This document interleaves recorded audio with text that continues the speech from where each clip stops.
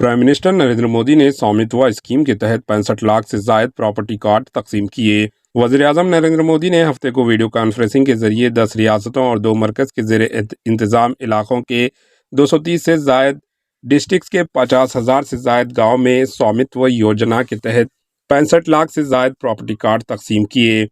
वज़ीर-ए-आज़म स्वामित्व योजना के तहत प्रॉपर्टी कार्ड के इस्तेफ़ादा कुंदगान से भी बातचीत की। इस मौके पर प्राइम मिनिस्टर मोदी ने कहा कि आज का दिन हमारे मुल्क के देहातियों और दिहाई माशियत के लिए एक तारीखी दिन है। इन्होंने कहा कि हज़ारों ग्राम पंचायतों ओनरशिप स्कीम से वाबस्ता अनगिनत मुस्तफ़ीदीन और इतने बड़े प्रोग्राम में आपके जोश को देखकर मैं आप सबको तहे दिल से मुबारकबाद देता हूँ।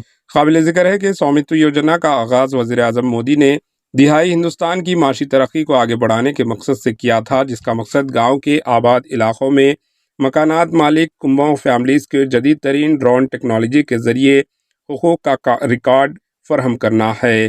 Bureau report, HN news. स्वामित्व योजना शुरू की गई थी ताकि गांव में रहने वालों को उनके घर का कानूनी प्रमाण दिया जा सके। कहीं इनको घरौनी कहते हैं, कहीं अधिकार अभिलेख कहते हैं, कहीं प्रॉपर्टी कार्ड कहते हैं, कहीं मालम पट्टा पत्रक कहते हैं, कहीं आवासीय भूमि पट्टा कहते हैं।